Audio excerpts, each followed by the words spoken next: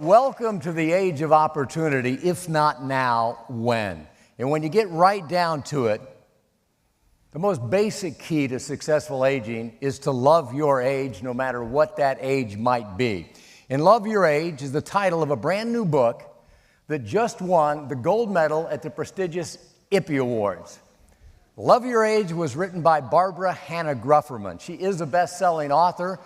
She's a champion to women over 50. She's a positive aging advocate for men and women of all ages. She's a lifestyle guru.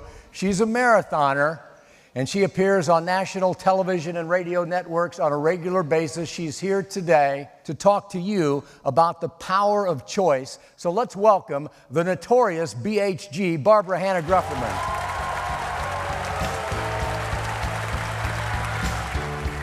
Thank you all so much for joining us tonight to find out how we can all grow bolder together.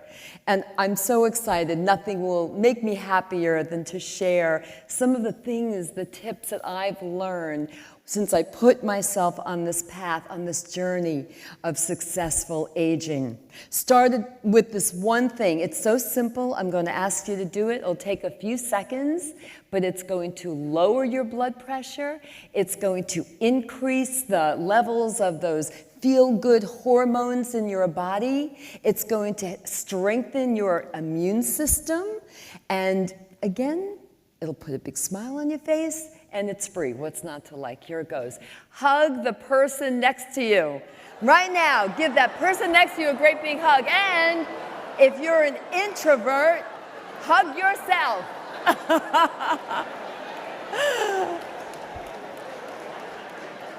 You just did something very good for yourself, and it's scientifically proven to be true. So yay, everybody. Yay, everybody. Okay, I want to focus on a word that is a very small, simple word, but has monumental power to actually change your life. And that word is choice. We have, all of us here, been given the gift of choice. You each have it, but we don't always use it. It's a gift, and we sometimes put it away with those other gifts that we get and we just let go. But don't throw this one away. The gift of choice will set you on the right path to successful aging, healthy aging, positive aging, which I totally believe in. You know, I wasn't always feeling this way about choice. I didn't really think about it. Like so many of you, I was kind of grooving down life's highway. And, you know, I had a good career and happy marriage. I had 2 daughters, a rescue dog. Life was good. A lot of community involvement, very busy. Didn't think about much about choice until I hit 50. 50! I hit 50, and I had no idea what that meant. I was shocked. I don't know if that was your experience too, but I was shocked. I didn't know what was next. What did I do? Was my hair too long? Could I still wear jeans? Did I have some undisclosed disease that everyone gets when they're 50 I don't know about? I had a lot of questions that were very important, and some not so important, like, you know, the jeans and the hair question. But I sought out some of the best experts really in the world, and that's when I decided to write my first book called The Best of Everything After 50 as a guide for myself on how I could put myself on the right path to successful aging. Because I realized then I had a choice. That was my first choice. I could either put that proverbial blanket over my head and leave it there for the rest of my life and listen to all of the media messages that tell me, oh, youth is better, young is better, fight aging, anti-aging. We all have heard these. We all have seen these messages. And the other choice was to pick myself up by the bootstraps and give myself a nice long talk. And that's what I did. And instead, I put myself on the path, on the journey to what we all call here tonight, successful aging. And I've learned a great deal from the experts that I interviewed, and I followed a lot of their recommendations. And you know what was happening when I turned 50, and I don't know if that was true of you as well, but I started to gain weight. I started to go through what I call the umpies, a little grumpy, a little lumpy, starting to look a little frumpy, and I just felt not great. I mean, that's really what it came down to. I didn't feel good. And I remember we were standing outside on First Avenue where I live in New York City, and the New York City Marathon goes past every year, and we always know someone in the marathon. And I remember my youngest daughter, this was just when I turned 50, and my youngest daughter, who was then maybe 8 or 9, she said, "Mom, I want to hold up a sign that says, 'Go, Mom, go.'" Now, meanwhile, I don't know about you all, but up to that point, I wasn't doing much of anything. I had done Jane Fonda, remember that? Feel the burn and all that, but that was a long time ago. And so I really hadn't been doing anything, with all the great excuses that we all have. Too busy being the number one. Just too busy, can't do it. Living life, can't do any of that good stuff for myself.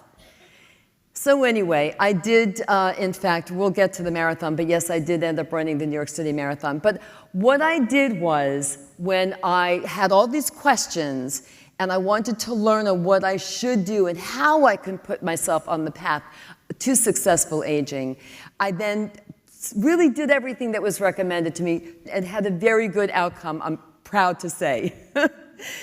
And there are a few takeaways I'd like to share with you. I learned a great deal, but because of time, I want to just share the most important ones with you right now. Starting with moving your body. It is, to me, all paths lead to that. I believe from the bottom of my heart that if you are as fit as you can be and as healthy as you can be, that you will be prepared and ready for your what's next. And isn't that what we're all here to discuss tonight? And what we want to learn about is what is our next, what's our next chapter? How can we go on in life feeling as best as we can? So moving your body, it's so simple. You can just, if you're on the phone, just walk around, don't sit, stand more. There are a lot of ways that you can incorporate moving your body. I don't like to use the word exercise. I think it can turn people off. But move your body more every day, and you will benefit. And while you're thinking about that, think about the health of your bones. I do a lot of work with the National Osteoporosis Foundation, and it's important to keep your bones strong, because if you fall, you don't want to break a bone. It can be debilitating. You don't want that to happen. Get your vitamin D, eat your calcium-rich foods. The next thing is eating, how you eat. Healthy eating, eat less. As we get older, the truth is, we don't need to be eating as much as we did when we were growing. So this is very important too. The third is, we don't get enough sleep. We don't, none of us really do, although I am now, because I've made sleep a health priority. And it's something that we all need to think about doing. 100 years ago, we didn't know what sleep was for. They had no idea. But now we do know what happens to our brains, the memories that we create and retain. This is all critical to successful aging. And then the very last one, to me, is the foundation of successful aging, and that is to embrace your age. Embrace your age, whatever it is, whether you're 18 or 80 or anything in between. Embrace who you are and be the best that you can be. Do everything you can to live a healthy life, get as fit as you can so that you're ready for what's next. Thank you very much.